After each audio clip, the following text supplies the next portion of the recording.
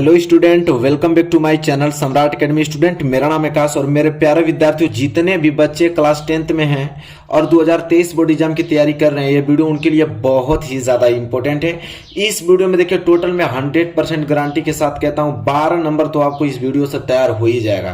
क्यों तैयार हो जाएगा, मैं आपके साथ प्रूफ पहले में दिखाऊंगा, इसके बाद आप लोगों को पढ़ाऊंगा। प्रूफ यह है कि ध्यान से देखिए, मेरे पास 2022 का 2 पेपर है, ठीक है। 801 ए भी एक पेपर है और एक है आपका 801 ए पेपर। ये भी हिंदी का पेपर, ये भी हिंदी का पेपर है। जब हम इसको गौर से देखें एक चीज, तो आपको एक चीज देखने में मिलेगा यहाँ पे कि जैसे हम देख पा रहे हैं, ये जो पहला गद्यांश की बात कर रहा हूँ, तीसरे नंबर के जो क्वेश्चंस आते हैं 6 नंबर के लिए, तो एक गद्यांश में दिया है कि कुसंग का जोर सबसे भयानक होता है, यह केवल नीति और सद्वृत्ति का ही नाश नहीं करता बल्कि बुद्धि का भी क्षय करता है, ठीक है। और दूसरा अगर मैं पेपर लेता हूं, इसमें अगर मैं बात करूं, तो यहां पे भी जो तीसरा प्रश्न है, यही प्रश्न देखने को मिला है, कुसंग का ज्वार सबसे ज्यादा भयानक होता है, ठीक है। तो यहां से देखिए, आइडिया ये चीज लग रहा है कि यह जो आप लोगों का है, आइडिया क्या लग रहा है, तो पहले से ही मैं आप लोगों को बताता हूं, लेकिन आप लोग बिलीव नहीं करते हो। आप लोग सोचते हो कि नहीं, ये ऐसे बता रहे हैं। मैं आप लोगों को कहता हूं कि यह जो आप लोगों का गद्यांश सबसे ज्यादा इंपॉर्टेंट है। मैं आपको बताऊं, सबसे ज्यादा इंपॉर्टेंट है, ठीक है। इसके बाद मैं आपको दिखाता हूं, देखिए इसी पेपर, पहले पेपर देख लीजिए, इसके बाद मैं पढ़ा रहा हूं। इसके बाद अगर मैं गद्यांश हो गया ना, देखिए पद्यांश की बात करूं, तो पद्यांश में देखिए, यह सुनी सुंदर बैंड सुधारस साने सयानी है जानकी बनी जानी भली, ये 6 नंबर का प्रश्न आता है। और दूसरे पेपर की बात करूं, अब देखिए दूसरा पेपर मैं ले रहा हूं, दूसरे पेपर की बात करूं और जाऊं यहां पे पद्यांश में, तो पद्यांश में देखने को फिर यही मिलेगा, सुंदर सुनी बैंड सुधारस साने। अगर ये दो इंपॉर्टेंट, अगर आप गद्यांश और पद्यांश तैयार कर लेते हैं, मैं इसको अपसाइड करता हूं, अगर इसको तैयार कर लेते हैं, 100% 2023 बोर्ड एग्जाम में जरूर से पूछा जाएगा, इसकी गारंटी मेरी है। 5 पेपर के कोड होते हैं, जरूर आपको देखने को मिलेगा, ठीक है। तो यह आप लोगों को इस वीडियो में मैं ये गद्यांश और यह पद्यांश पूरा डिटेल में अच्छे तरीके से बताने वाला हूं, तो इसको आप नोट करके जरूर से याद कर लीजिए, नहीं तो 12 नंबर आप लोगों का छूट जाएगा, इतना याद रखिए। 12 नंबर एकदम 100% पक्का होने वाला है आप लोगों का। चलिए, सबसे पहले मैं यह लेता हूं कि कुसंग का जोर सबसे भयानक होता है, यह केवल नीति और सद्वृत्ति का ही नाश नहीं करता बल्कि बुद्धि का भी क्षय करता है। किसी युवा पुरुष की संगति यदि बुरी होगी तो वह उसके पैरों में बंधी चक्की के समान होगी, जो उसे दिन दिन अवनति के गड्ढे में गिराती जाएगी, और यदि अच्छी होगी तो यह सहारा देने वाली बाहु के समान होगी, जो उसे निरंतर उन्नति की ओर बढ़ाती जाएगी, ठीक है। अब देखिए यहाँ पे अंडरलाइन किया गया है, ठीक है। तो देखिए, ये आप लोगों का गद्यांश दे देगा। गद्यांश के नीचे देखिए क्वेश्चन आपको दिया है 3। पहला क्वेश्चन ये है कि प्रस्तुत अवतरण के पाठ और लेखक का नाम लिखिए। कह रहा है कि इसके पाठ किस पाठ से लिया गया है, या गद्यांश है, और इसके लेखक कौन है, यह बताना है, ठीक है। इसके बाद दूसरा है कि रेखांकित अंशों की व्याख्या कीजिए। जितना अंडरलाइन नीचे किया गया है सभी का व्याख्या करना है। इसके बाद स में 3 प्रश्न दिया हुआ है। पहला यह कि युवा पुरुष की संगति के बारे में क्या कहा गया है, और दूसरा है कि अच्छी संगति से होने वाले लाभों को उदाहरण देकर समझाइए, और तीसरा है कि कुसंग का क्या प्रभाव होता है, ठीक है। तो यहाँ पे पूरा डिटेल में हम डिस्कस करेंगे। सबसे पहले तो हम लोग ये जानेंगे कि प्रस्तुत अवतरण के पाठ और लेखक का नाम। तो जिसमें पाठ का नाम बताया जाता है और लेखक का नाम बताया जाता है, उसे हम बोलते हैं संदर्भ। मतलब एक प्रकार से संदर्भ पूछा है, ठीक है, कि संदर्भ लिखिए। तो देखिए, मैं अच्छे तरीके से लिख कर लेके आया हूँ। संदर्भ में क्या लिखेंगे, हेडिंग आप सबसे प्यारा डालेंगे संदर्भ। इसके बाद इसमें लिखेंगे कि प्रस्तुत गद अवतरण आचार्य रामचंद्र शुक्ल द्वारा लिखित एवं हमारी पाठ्य पुस्तक हिंदी के गद खंड में संकलित मित्रता नामक निबंध से अवतरित है। मतलब कहने का मतलब ये चीज है कि आचार्य रामचंद्र शुक्ल जी इस पाठ्य को लिखे हैं, और ये हिंदी के हमारे गद खंड में जो मित्रता नामक निबंध है उससे यह लिया गया है, ठीक है, यह गद्यांश। तो आई होप आप तक यहाँ तक क्लियर हो गया होगा, ठीक है। तो ये आप लोगों का संदर्भ में इतना प्यारा सा लिख देना है। इसके बाद दूसरा हमसे पूछा था कि रेखांकित अंशों की व्याख्या कीजिए। ये देखिए, पूरा जितना भी यहाँ पे हमें गद्यांश दिया, सबके नीचे अंडरलाइन दिया हुआ है, तो सबका हम लोग व्याख्या करने वाले हैं, ठीक है। यहाँ कुसंग का जोर सबसे भयानक होता है, यहाँ से लेकर उन्नति की ओर उठाती जाएगी, यहाँ तक पूरा का पूरा हम लोग जितना है ना, पूरा गद्यांश का व्याख्या करने वाले हैं। तो देखिए, यहाँ पे लिखेंगे रेखांकित अंश की व्याख्या। चलिए देखते हैं रेखांकित अंश की व्याख्या। कह रहे हैं कि शुक्ल जी कहते हैं कि बुरी संगति घातक बुखार के समान हानिकारक होती है। कह रहा है कि जो आप लोगों को अगर बुरी संगत में पड़ गए हैं, कोई आपका दोस्त है, मित्र है, जो कि बुरा है, तो शुक्ल जी कह रहे हैं कि जिस प्रकार बुखार, हानिकारक बुखार जो होता है, घातक बुखार जो होता है आपके शरीर को हानिकारक पहुंचाता है, उसी तरह बुरी संगति भी आपको हानिकारक पहुंचाएगी। फिर कह रहे हैं जिस तरह कोई व्यक्ति यदि भयानक ज्वर से ग्रसित हो, भयानक ज्वर से मतलब उसको भयानक बुखार आया हो, तो वह ज्वर उसके शरीर और स्वास्थ्य को नष्ट कर देता है तथा कभी प्राण भी ले लेता है, उसी प्रकार बुरी संगति हमारी नैतिकता, सदाचार, मन तथा बुद्धि को नष्ट कर देता है। देखिए सिंपल वे में आप समझ रहे हैं क्या कहना चाह रहे हैं शुक्ल जी। शुक्ल जी ये कह रहे हैं कि जिस प्रकार किसी व्यक्ति को अगर भयानक ज्वर आ जाए, बुखार आ जाए, तो बुखार क्या करता है कि उसके शरीर और स्वास्थ्य को एकदम नष्ट कर देगा। कभी कभी तो इतना भयंकर बुखार हो जाएगा कि वो उसका प्राण भी ले लेगा। उसी प्रकार बुरी संगति हमारी नैतिकता को, हमारे सदाचार को, हमारे मन को और बुद्धि को क्या कर देता है, नष्ट कर देता है। ठीक है, इसके बाद आगे कह रहे हैं कि मानव जीवन में युवा अवस्था सर्वाधिक महत्वपूर्ण होती है। कह रहे कि अगर हमारा जीवन देखा जाए तो जो उस समय हम लोग युवा हैं, उसमें जो एज होता है सर्वाधिक महत्वपूर्ण होता है। और कुसंगति किसी युवा मनुष्य की सारी प्रगति को उसी तरह रोक लेती है जिस तरह पैर में बंधा हुआ भारी पत्थर किसी व्यक्ति को आगे नहीं बढ़ने देता। कह रहा है कि जिस प्रकार अगर आपके पैर में एक बड़ा सा पत्थर बांध दिया जाए तो आप आगे नहीं बढ़ सकते, क्योंकि यह पत्थर आपको अपनी तरफ खींच लेगा। इसी प्रकार बता रहे हैं कि बुरी संगति भी, अगर आप बुरी संगति में पड़ गए हैं तो वो आपको आगे बढ़ने नहीं देगा, वो अपने तरफ ही खींचेगा, अपनी बुरी संगति की तरफ ही वो खींचेगा। ठीक है, वही कह रहे हैं। फिर कह रहा है कि वरन प्राय उसे गिरा देता है, मतलब पत्थर अपनी तरफ खींचता है और उसे गिरा भी देता है। उसी तरह बुरी संगति भी आपको अपनी तरफ खींचेगी और आपको उन्नति की ओर बढ़ने नहीं देगी। ठीक है, उसे अवनति के गड्ढे में गिरा देगी आपको।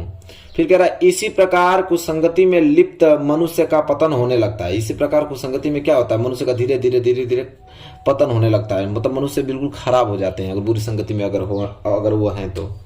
फिर कह रहा है कि और वह दिन प्रतिदिन पतन के मार्ग पर अग्रसर होता रहता है। कह रहा है वो दिन प्रतिदिन पतन के मार्ग पर चलता रहता है।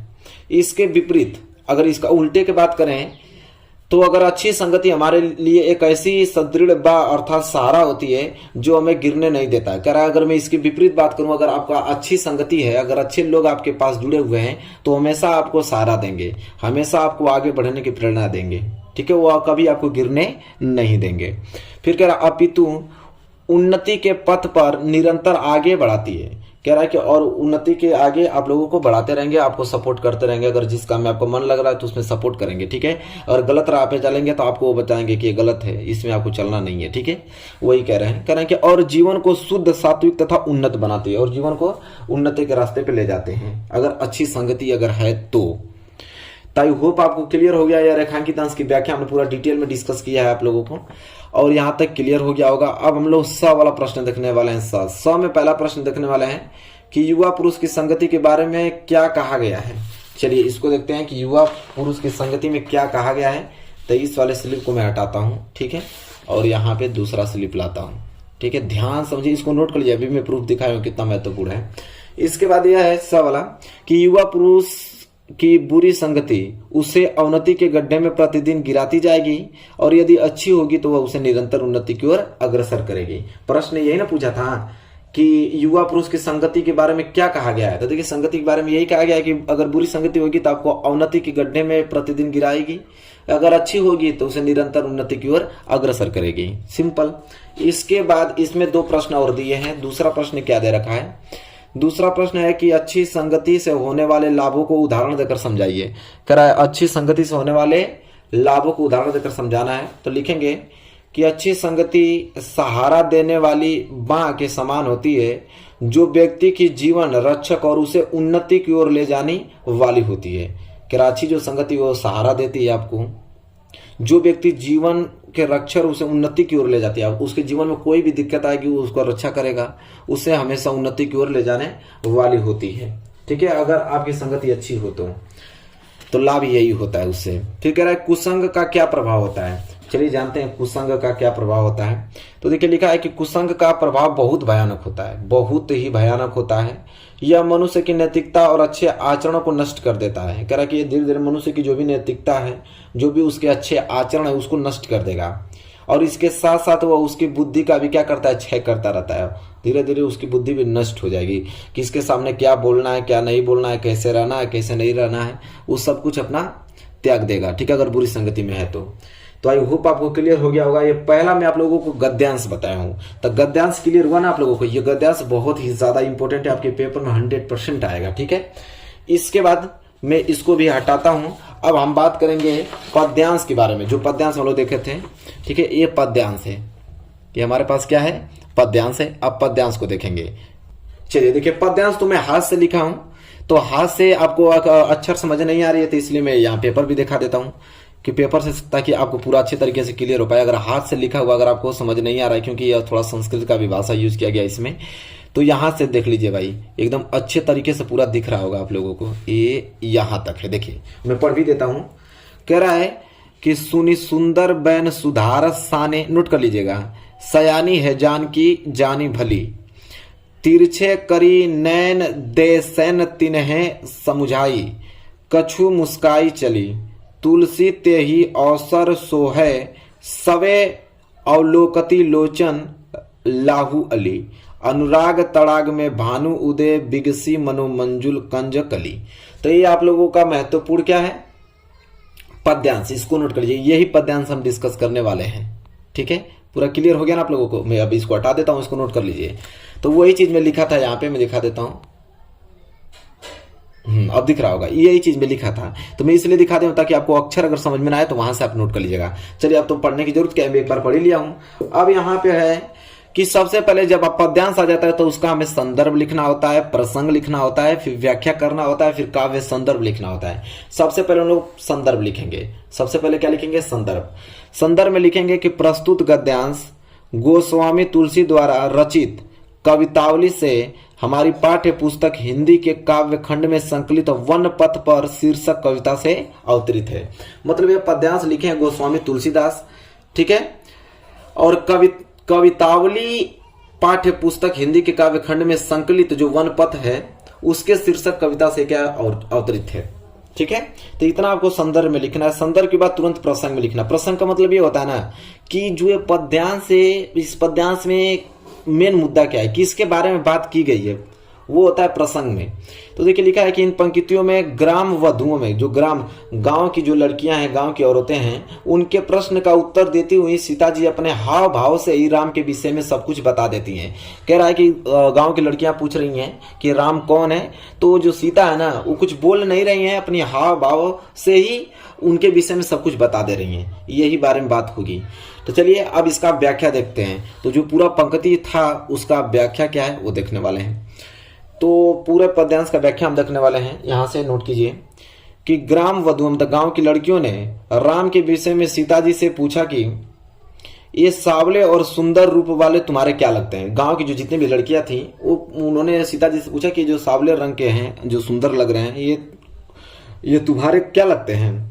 तो ग्राम वधु के अमृत जैसे मधुर वचनों को सुनकर चतुर सीता जी उनके मनोभाव को समझ गई।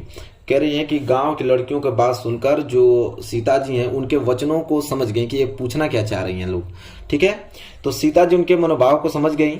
फिर आगे है कि सीता जी उनके प्रश्न का उत्तर अपनी मुस्कुराहट तथा संकेत भरी दृष्टि से ही दे दिया। तब उन्होंने ये प्रश्न पूछा औरतें, तो उन्होंने ये अपनी मुस्कुराहट से और संकेत भरी दृष्टि से ही उन्होंने अपना उत्तर पूरा दे दिया कि उनको देख के वो औरतें समझ गई कि हाँ इनके क्या लगते होंगे, ठीक है। इसके बाद है उन्हें मुख से कुछ बोलने की आवश्यकता ही नहीं पड़ी, मतलब उनके मुख से बोलने की आवश्यकता ही नहीं पड़ी, वो अपने मुस्कुराहट से और दृष्टि नयन से ही वो सब कुछ बता दी। इसके बाद कह रहा है कि उन्होंने स्त्रियोचित लज्जा के कारण केवल संकेत से ही राम के विषय में यह समझा दिया कि ये मेरे पति हैं। मतलब उन्होंने कहा कि अगर मैं बताऊंगा तो उनको ये लज्जा आ रही थी। उन्होंने क्या किया कि संकेत से ही उनके बारे में सब कुछ बता दिया कि मेरे क्या है, पति हैं, ठीक है। तुलसीदास जी कहते हैं कि सीता जी के संकेत को समझकर सभी सखियां राम के सौंदर्य को एकाएक देखती हुई अपने नेत्रों का लाभ प्राप्त करने लगी। जैसे ही सीता जी ने उन्हें बताया कि मेरे पति हैं, तो ये औरतें बहुत ज्यादा आश्चर्यचकित हुई, मतलब खुश हुई कि हाँ भाई इनके पति हैं, और अपने नेत्र को एकाएक राम को देखने लगी, ठीक है। तो आई होप आपको क्लियर हो गया अच्छी तरीके से, यहां तक देखने लगी। यहां तक तो क्लियर है ना। चलिए नोट कर लीजिए। इसके आगे कुछ और लाइन है, और है कि उस समय ऐसा प्रतीत हो रहा था मानो प्रेम के सरोवर में राम रूपी सूर्य का उदय हो गया हो। और ग्राम वधु के नेत्र रूपी कमल की सुंदर कलियां खिल गई हो। मतलब उसका कवि कह रहे हैं, तुलसीदास ये कह रहे हैं कि उस समय ऐसा लग रहा था कि जैसे सूर्य का प्रकाश जितना उजाला होता है उस प्रकार उनका रूप इस तरह निखर गया हो, और ग्राम वधु के नेत्र रूपी कमल के सुंदर कलियां खिल गई हो, और उनको देखकर ग्राम वधुओं की जो नेत्र हैं वो उस प्रकार को व्याख्या कर रहे हैं कवि जी कि लग रहा था ऐसा कि सुंदर कलियां, मतलब कमल की सुंदर कलियां उनकी आंखों में खिल गई हों। इस प्रकार देख पा रही थी गांव की लड़कियां राम को। चलिए यहां तक हो गया। इसके बाद काव्यगत सौंदर्यता लिखना होता है। काव्यगत सौंदर्य में होता है कि भाषा किसका यूज किया गया है, शैली, गुण, ये बताना होता है। तो भाषा इसमें ब्रज भाषा का प्रयोग किया गया है, और शैली तो शैली चित्रात्मक व मुक्तक शैली का यूज किया गया है। गुण कैसा इसमें, तो माधुर्य गुण का प्रयोग किया गया है। रस श्रृंगार रस का प्रयोग किया गया है। छंद छंद इसमें सवैया छंद का प्रयोग किया गया है। शब्द शक्ति जो है वो व्यंजना है। अलंकार की बात करें तो तीनों अलंकार है, अनुप्रास अलंकार भी है इसमें, रूपक अलंकार भी है, और उत्प्रेक्षा अलंकार भी इसमें है। तो ये काव्यगत सौंदर्य में आप लोगों को लिखना है। तो मेरे प्यारे विद्यार्थी, हमने पेपर में आप लोगों को बता दिया दोनों गद्यांश और पद्यांश दोनों महत्वपूर्ण अगर तैयार कर लेते हैं 100% 12 नंबर आप लोगों का इस वीडियो से क्लियर हो गया होगा। वीडियो कैसी लगी बताइए। वीडियो अच्छी लगी तो प्लीज लाइक कीजिए, और चैनल पर नए हैं तो चैनल को सब्सक्राइब करके बेल आइकन को प्रेस कर लीजिए। मिलेंगे एक प्यारे से नेक्स्ट वीडियो में, तब तक के लिए धन्यवाद।